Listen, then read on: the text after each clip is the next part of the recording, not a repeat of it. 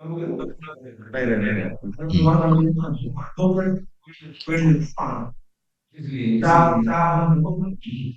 सभी साथियों को नमस्कार। मिशन सच नेटवर्क से मैं राजेश रवि।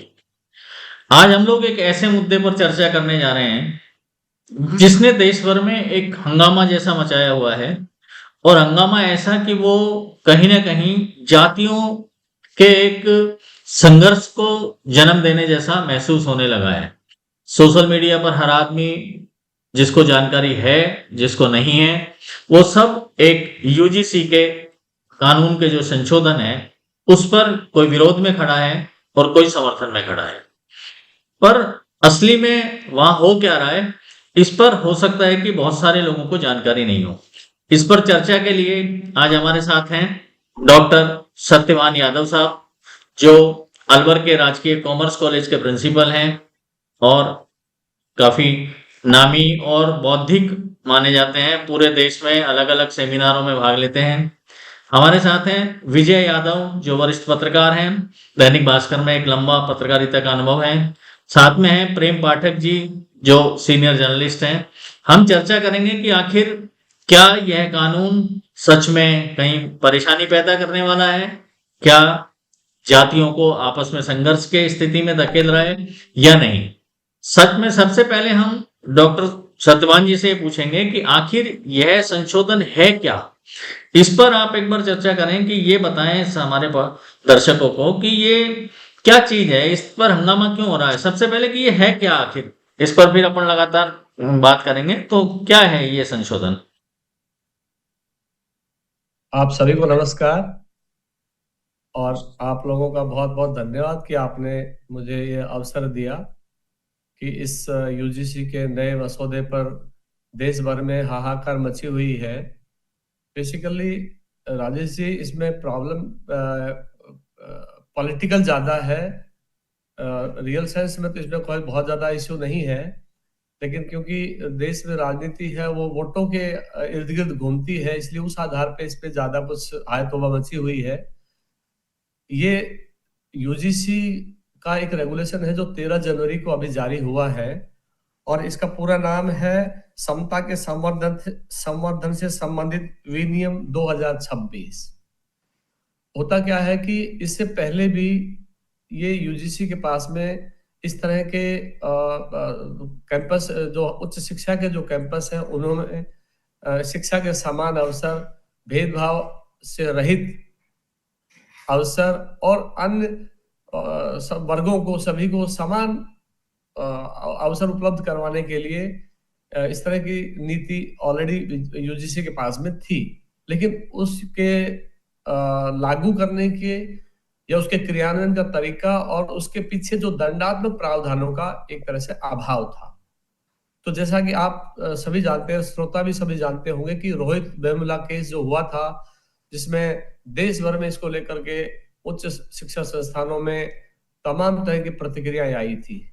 तो उसको लेकर के अब सुप्रीम कोर्ट ने इस केस को हाथ में लिया और उसके बाद में सुप्रीम कोर्ट ने ये निर्देश जारी किए कि उच्च शिक्षा संस्थानों में सभी विद्यार्थियों को समान अवसर मिले, भेदभाव नहीं हो और उनके साथ में किसी भी और तरह से जाति, धर्म, लिंग, वेशभूषा या अन्य किसी भी आधार पर अवसरों में भेदभाव नहीं हो। इसके लिए सुप्रीम कोर्ट के निर्देश के बाद यूजीसी ने ये मसौदा तैयार किया है और इस मसौदे में बेसिकली एससी, एसटी और दिव्यांग जन तो पहले ही आते थे, लेकिन अब फीडबैक और यूं कहें कि देश भर से इसके बारे में जो आपत्तियां और संशोधन और सुझाव मांगने के बाद में इसमें एक जो नया वर्ग ऐड किया है वो ओबीसी को लेकर के है। एससी, एसटी और दिव्यांगजन और विशेष रूप से महिलाएं, ये सब तो ऑलरेडी इस प्रावधान का हिस्सा थे पहले ही। हालांकि उसके पीछे जो दंडात्मक प्रक्रिया है या दंडात्मक जो प्रावधान है उनमें थोड़ा लचीलापन था। बहरहाल बात यह है कि जब ओबीसी को इसमें शामिल कर लिया गया है तो फिर इसको लेकर के, क्योंकि ओबीसी में ऐसे बहुत से वर्ग हैं जो काश्तकार कौम से हैं और जो क्षत्रिय वर्ग से कहलाते हैं वो भी इसमें शामिल हैं। तो उच्च शिक्षा संस्थानों में उनके साथ इस तरह का कभी भेदभाव न था और न आगे कभी ऐसा होगा और न हो रहा है।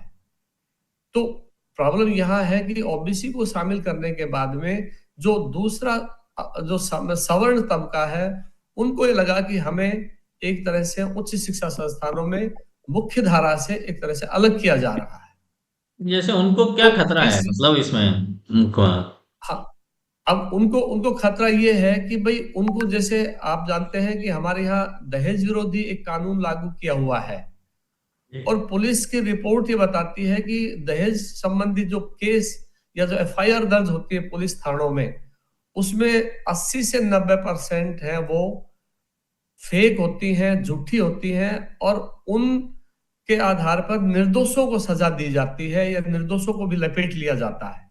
जैसे परिवार में समस्त परिजनों का नाम लिखवा देना और रंजिशवश उनसे बदले की भावना के तहत उनसे उनको उनको सजा दिलवा देना। तो कुछ इस तरह का इस नियम में भी है कि इसके लागू होने से उन वर्गों को विशेष रूप से आपत्ति है कि भाई इसके मिसयूज होने के चांसेस बहुत ज्यादा बढ़ गए हैं।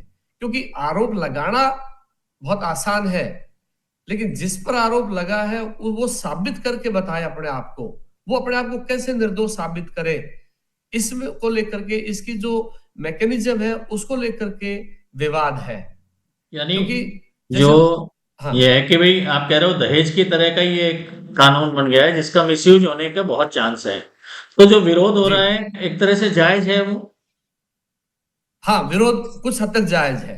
टू बी वेरी फ्रैंक, निष्पक्ष रूप से कहूं तो विरोध वो जायज है, क्योंकि इसमें जो हायर एजुकेशन के इंस्टीट्यूट्स में 10 सदस्य कमेटी बनेगी, तो उस 10 सदस्य कमेटी में एससी, एसटी, ओबीसी, दिव्यांग, महिलाएं, उन सब वर्गों के का प्रतिनिधित्व रहेगा। लेकिन जो सवर्ण जातियां हैं उनका प्रतिनिधित्व इसमें स्पष्ट रूप से रेखांकित नहीं किया गया है।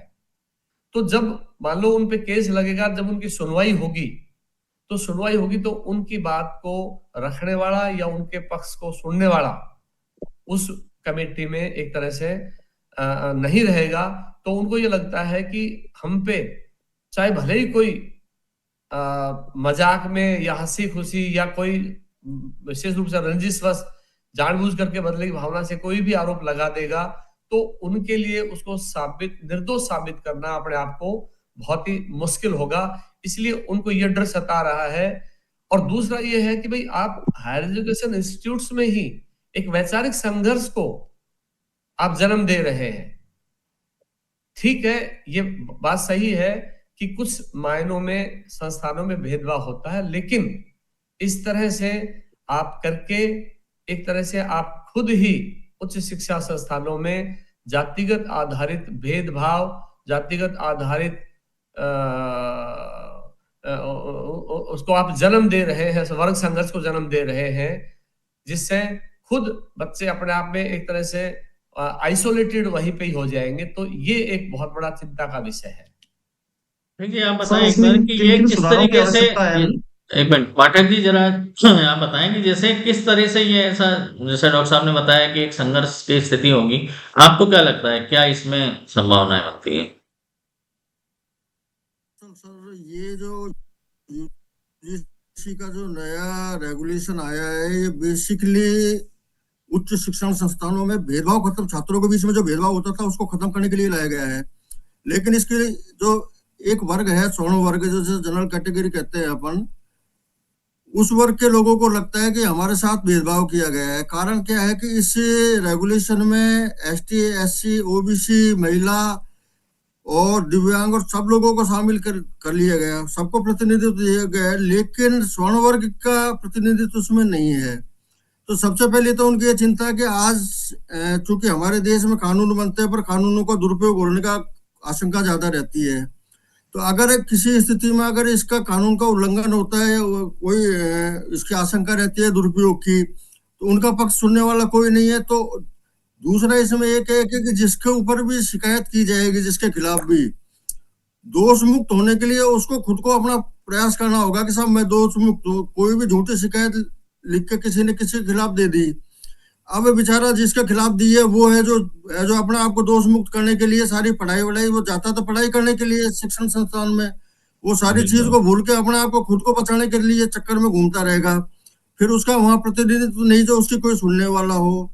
तीसरा इसमें एक जो स्वर्ण वर्ग के लोगों को जो सबसे बड़ी आपत्ति है वो ये है कि पहले जो कानून थे या जो भी यूजीसी का वहां जो नियम थे उसमें यह था कि भाई कोई भी झूठी शिकायत अगर करेगा और अगर वो शिकायत झूठी पाई जाती है तो उसके खिलाफ कार्रवाई होगी, वहां निलंबन के या जुर्माने वगैरह का प्रावधान थे। लेकिन इस बार का ये जो नया रेगुलेशन आया है 2026 का, इसमें उस कानून को भी हटा दिया गया है कि आप कोई भी अगर शिकायत करता है और झूठी पाई जाती है तो उसके खिलाफ कुछ नहीं होगा।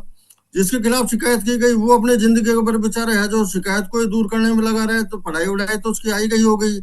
तो एक तरीके से ये माना जा रहा है कि स्वर्ण वर्ग के ऊपर ये भेदभाव किया जा रहा है कि भाई स्वर्ण वर्ग को ये कि भाई हमको तो सुरक्षा का भाव कहीं है ही नहीं है। इसमें केवल ऐसा मान लिया गया है कि जैसा स्वर्ण वर्ग ही है जो भेदभाव करता है, स्वर्ण वर्ग के साथ कोई भेदभाव हो ही नहीं सकता।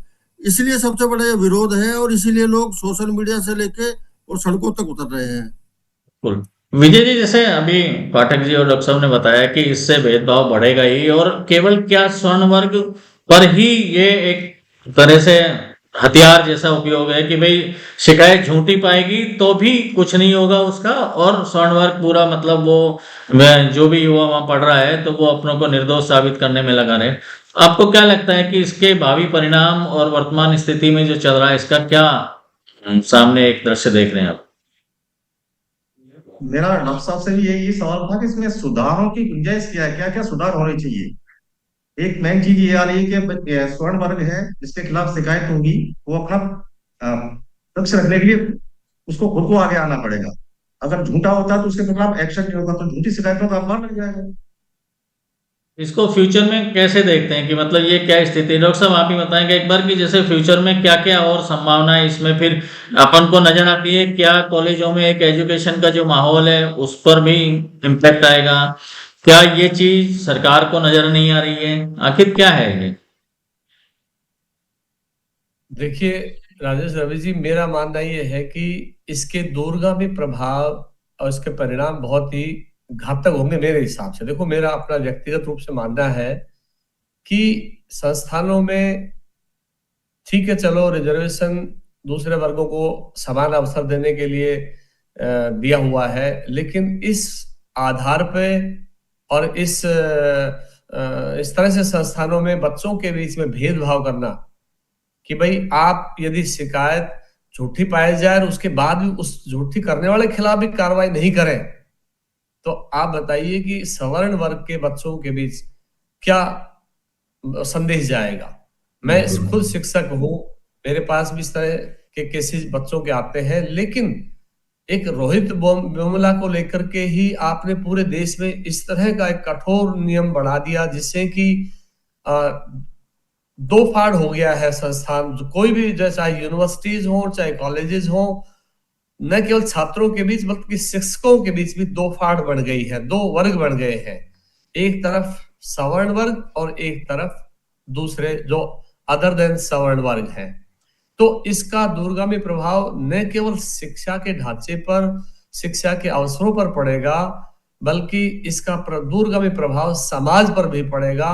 और कहीं न कहीं वैचारिक रूप से जब इस तरह से आप संस्थानों में अंतर करेंगे, वैचारिक संघर्ष को आप इस तरह से बढ़ावा देंगे, तो उसका प्रभाव समाज पर भी पड़ेगा, देश पर भी पड़ेगा।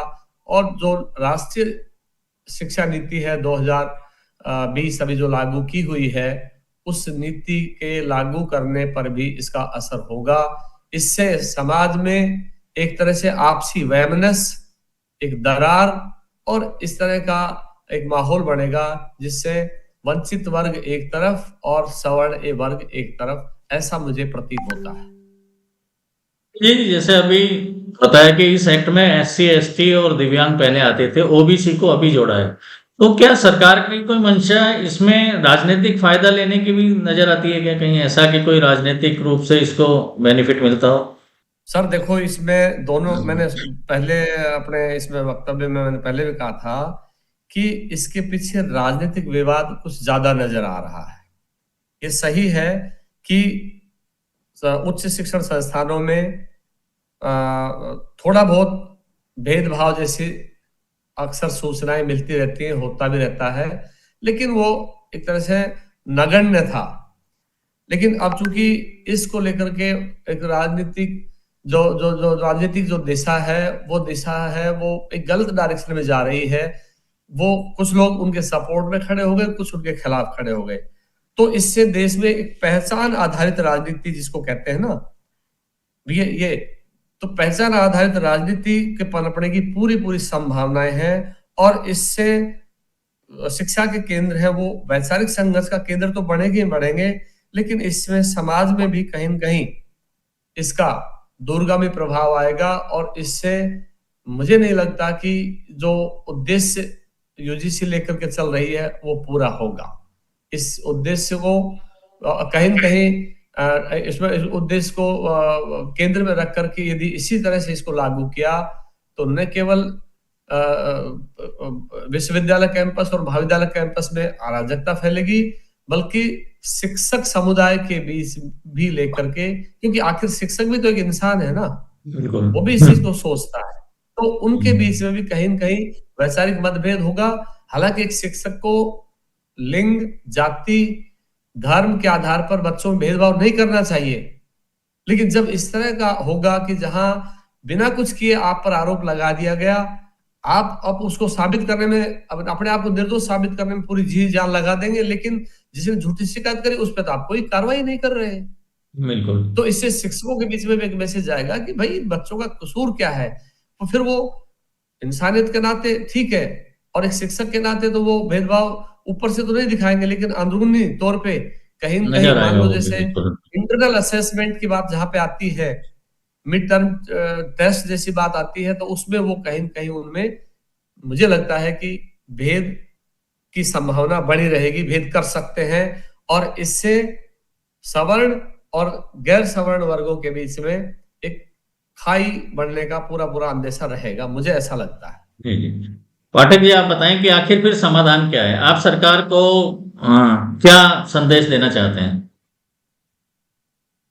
दरअसल ये जो एक तरीके से समस्या पैदा की गई है ये यूजीसी रेगुलेशन के नाम पर, ये इतनी बड़ी समस्या है नहीं। पहली बात से तो ये है कि इसके 2-3 क्लोज हैं, जैसे कि जो शिकायत करता है अगर उसकी शिकायत झूठी पाई जाती है तो पहले जो नियम था यूजीसी का 2012 का, उसके अनुसार ही एक झूठी शिकायत करने वाले खिलाफ कार्रवाई का एक प्रावधान किया जाना चाहिए, जिससे कि जब उनको ऊपर एक डर रहेगा छात्रों के ऊपर कि भाई झूठी शिकायत करेंगे तो हमारे खिलाफ भी कार्रवाई हो सकती है, तो निश्चित रूप से उस शिकायतों में कमी आएगी। और एक स्वर्ण वर्ग के जो दिमाग में एक आशंका है कि भाई हमारे ऊपर गलत तरीके का दबाव बनाया जाएगा, उसमें कमी आएगी, तो निश्चित रूप से इस चीज की समस्या कम होगी। दूसरा एक इसकी इक्विटी जो कमेटी बनाई जाएगी, जो समानता की कमेटी बनाई जाएगी कॉलेज या संस्थानों में, उसमें भी स्वर्ण वर्ग को प्रतिनिधित्व देना चाहिए। जब सभी वर्गों को प्रतिनिधित्व है तो स्वर्ण वर्ग को भी देना चाहिए उसमें प्रतिनिधित्व। इस देश में समानता का भाव सब में रहना चाहिए, ये तो हमारा संविधान भी सिखाता है। उसमें छात्र हो चाहे बड़ा हो चाहे कोई भी हो, जब हम समानता भेदभाव को खत्म करने के लिए बात कर रहे हैं तो भेदभाव सभी स्तर पर खत्म होना चाहिए।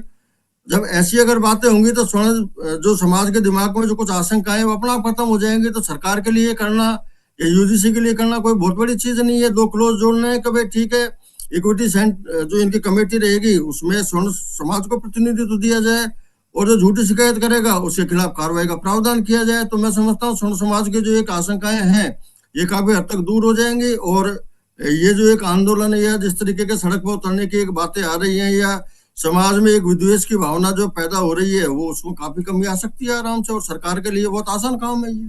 बिल्कुल, यानी कि मतलब झूठी शिकायत पर एक्शन हो, ये एक बड़ा परिवर्तन ये अगर हो जाए प्रावधान तो जोड़ शायद दिया जाए, उसमें पहले भी था 2012 में ये। बिल्कुल। विजय जी, आप क्या सुझाव देंगे सरकार को इसमें? विजय जी,